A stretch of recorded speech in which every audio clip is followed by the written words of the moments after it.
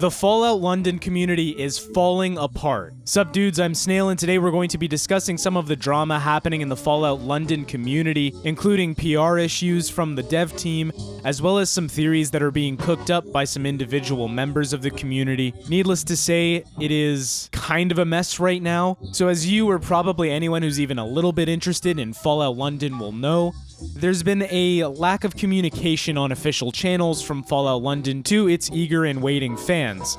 Now the thing is, you can actually ask the dev team questions, but it's usually done on their Discord channel, which I get it isn't really a solution since not everyone uses Discord. I can't lie, I wish I had better news for you for Fallout London, but if you want to stay up to date with what's happening with these bigger mod projects and you want to see some other mods in the meanwhile, make sure you hit that like button and that subscribe button. They're both free and they help me out and they keep you up to date. That being said, without further ado, let's jump right into it.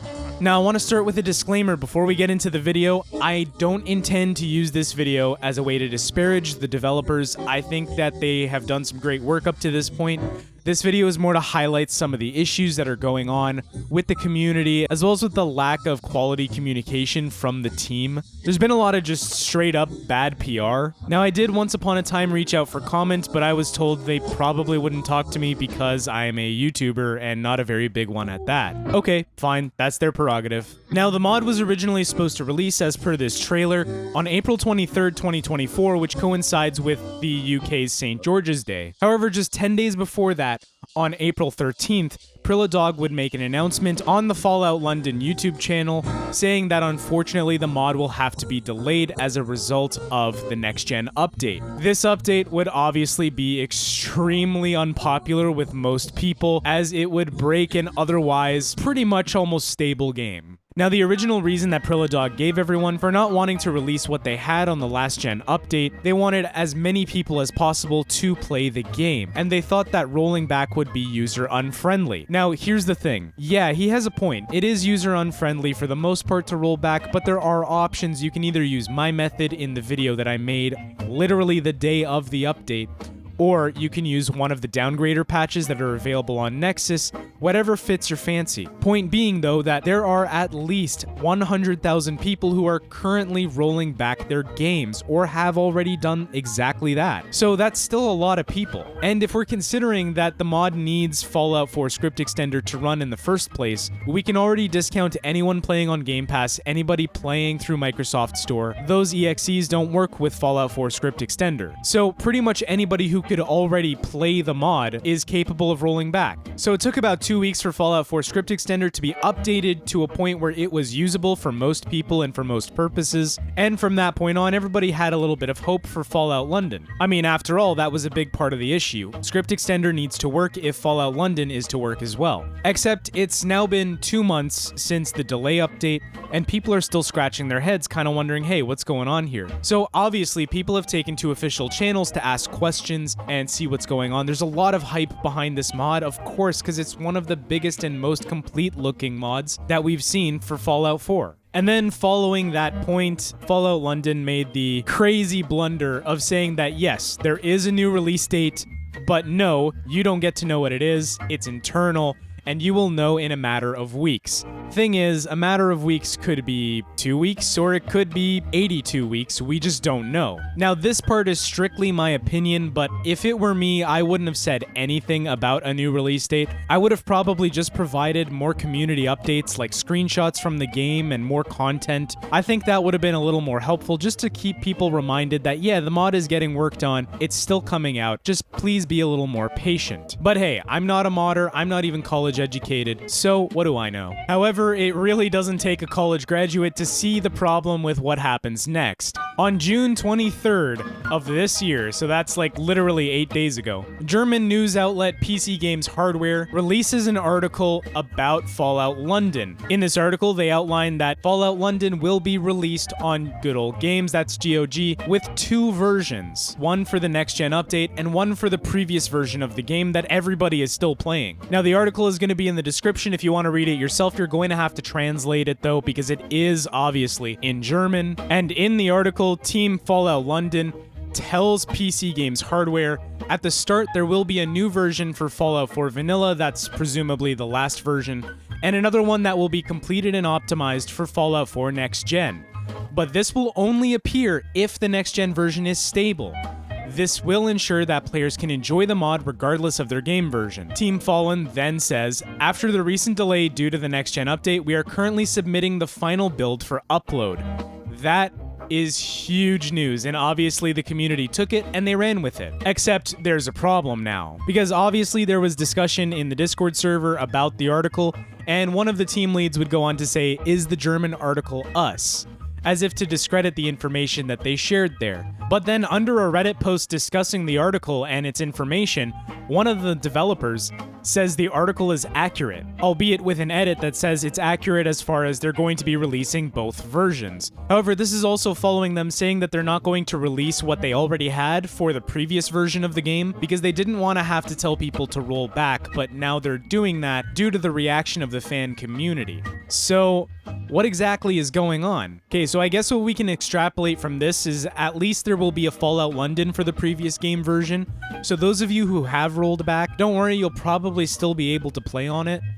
But this confusion from the team, as well as a lot of answers that seemed like they might be contradictory, led to some criticism, at least from the subreddit community, talking about a lack of PR and community communication. And this sentiment is probably clearest in this rant that was posted to their subreddit by the user RegularSoup2365. Now that is a lot of words, and I can't read, so we're gonna summarize it instead. Basically, the rant calls out the team for having confusing PR and seemingly contradictory opinions and information being shared by members of the team. I mean, I can understand, it's kind of frustrating to a point, right? Everyone is waiting on Fallout London, and there seems to be a lot of information that comes out and then immediately gets walked back. It goes on to say that the delay in the team's response has polarized the community and it is a clusterfuck. All of us have become belligerent assholes, be it on one side of the devs or the other, throwing the label entitled around for asking a reasonable question, calling the devs names out of the blue, calling each other names over something we have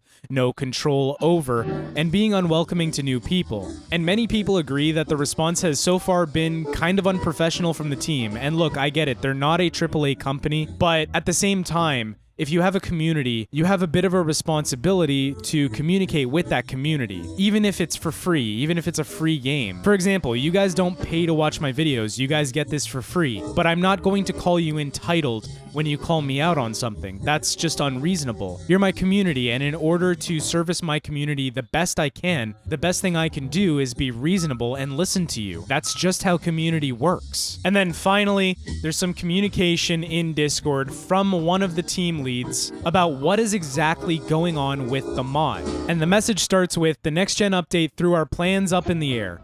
Releasing when we had originally wanted to would have been a dreadful failure of a release, with most players' games breaking 2 days later. Now granted, yes, there was a rollback method, but they couldn't have known that at the time, so whatever, let's move on. We couldn't give a new date. That would have been worse and even more misleading if we couldn't fix the issues. It is clear the next gen still has pretty terrible issues, but we are still working on both versions, trying to hit the dual release. But with the 1.6.3 version still stable, it's the most likely candidate to release on first. We couldn't release during a time when the game and further patches was so incredibly unstable. For the next gen, the Fallout 4 script extender plugin ports and testing with what little time we can fit in. The info you are hearing, where are you hearing it from? Is it from us? On our Discord?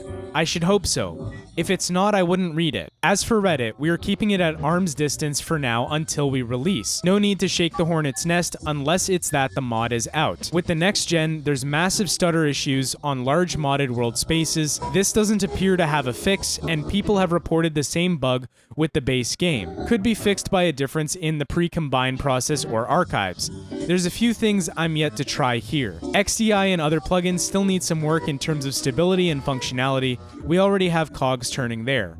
And there you have it, finally some clarity from the dev team as Sunny Delight comes out to give us all some insight as to what exactly is happening internally behind the scenes. However, this clarity did not help as it led to an even bigger fight in the replies to this post. Another thing to point out is that it seems to be that the days/weeks away release date that they gave with the new internal date may be a fib, because they've just said they don't have a solution to the massive stuttering in in world spaces. Now, Sunny Delight did say that there's a few things they've yet to try, so they're going to still keep trying for solutions, but that statement isn't really doing a lot of heavy lifting when they've straight up said it doesn't appear to have a fix, and people have reported the same bug with the base game. Something Bethesda has done has broken the next-gen version to a point where large modded world spaces are simply going to be much more difficult to implement, if not flat out impossible. And there's also the criticism levied at them that refusing to engage with Reddit is kind of akin to them wanting to stay within a community bubble. Now, I can understand that criticism, and I do think it's kind of unfair to not keep Reddit in the loop when it is a substantial source of community communication. I mean, whether you like Reddit or not, and I don't really like Reddit, it is still a massive hub for information to keep people engaged. There's also the issue of Discord mods apparently being a little ban happy when people ask questions,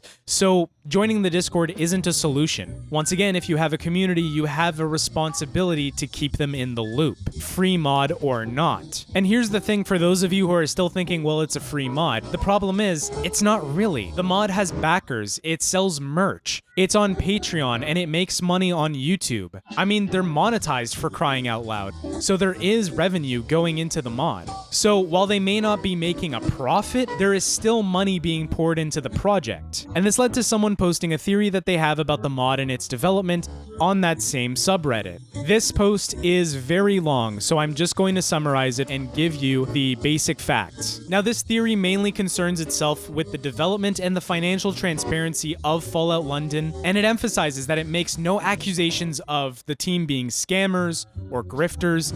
It does highlight that there are community communication issues, as well as a financial structure that does help pay for the mod's development. Now, the first section goes over the team's finances. Team FOLON operates a Patreon, a Ko-Fi, and a Spring Store. Its estimated monthly earnings from Patreon is nearly $3,000 USD, but it does go out of its way to say that there's nearly no way of quantifying how many patrons that actually is, but that its max patron level is $100 and it appears to be maxed out. So somewhere out there, there's at least 2 people paying $100 a month to support the development of Fallout London. Its Ko-Fi earnings are $1,200 USD from 190 payments. Now, in addition to the Patreon and the Ko-Fi, the team also operates a Spring Store where they sell merch. Now, the article points out that Spring itself doesn't disclose any statistics about what has been bought and sold, but it does highlight that Patreon subscriptions past the community tier are offered discounts on Team FOLON merchandise. While the discount rate isn't disclosed, this is a common selling tactic used by many companies to entice people to keep buying. If you're already paying for the subscription, you don't want to waste it, so of course you'd buy some merch to take advantage of that discount. Now, that is a lot of monetization for a free mod, and there's really no way of knowing where all the funds go. However, we can safely assume that a lot of these funds are being used to procure voice talent such as Neil Newborn and Anna Dimitriou, who both appeared in Baldur's Gate 3, and Sylvester McCoy and Colin Baker, who both appeared in Doctor Who, and between them have an insane filmography. Now, I don't know what their going rate is, but there's no way they were cheap. Still, this is a reasonable expense considering that Fallout London has marketed itself as close to AAA quality as possible. The post then goes on to dig into Team FOLON, listing 12 members of the team, as well as their roles in the mod. And it reveals that Team FOLON is actually a registered trademark of Prilladog, per the United Kingdom Intellectual Property Office. Now, it's important to point out, this trademark is not actually used for any incorporated company in the United Kingdom. However, the registration of a trademark is typically a precursor to incorporation.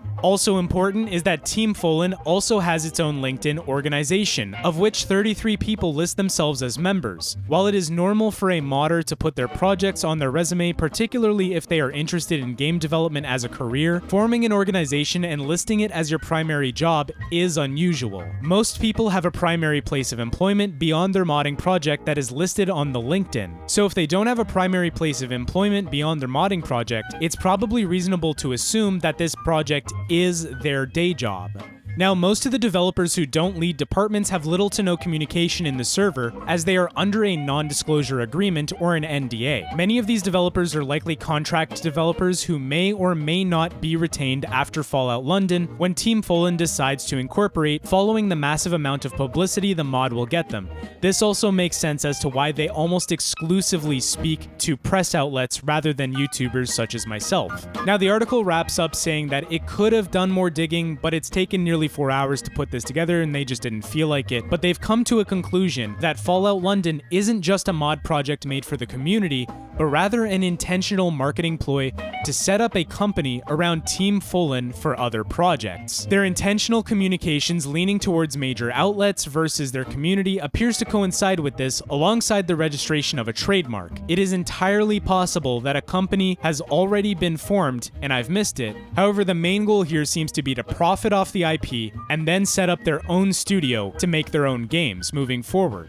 Now, I'm taking this article with a grain of salt, and I think you should too, but nevertheless, it's important to consider the information that's been presented in it when we're considering what exactly is going on with Fallout London. So we know the mod is being monetized, or there's revenue coming in, at least enough to cover some expenses and hire some voice actors. Honestly, the situation has become something of a mess since the delay was announced, and I'm still looking forward to playing the mod, but its future is uncertain to say the least. Now, in my opinion, how can they fix this? Well, they can probably fix it by having better, stricter PR, not letting single developers pass on information and then have to walk it back, and presenting a more united front to the community. I also think more details would be better, as this lack of communication has led to this wild theory crafting culture within the subreddit, and that ultimately isn't going to be healthy for their community moving forward. Also, I think it's probably time to consider that maybe they should just release the last gen version. From what I understand, there's some talk of implementing content that was previously cut from the game to accommodate